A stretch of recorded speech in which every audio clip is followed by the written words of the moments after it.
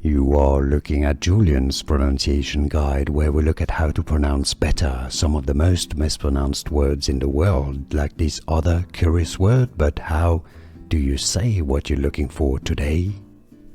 Word pronunciation. If you want to learn more pronunciations of medical terms and clarify those pronunciations, make sure to stay tuned. Pingueculitis, that's your British English pronunciation.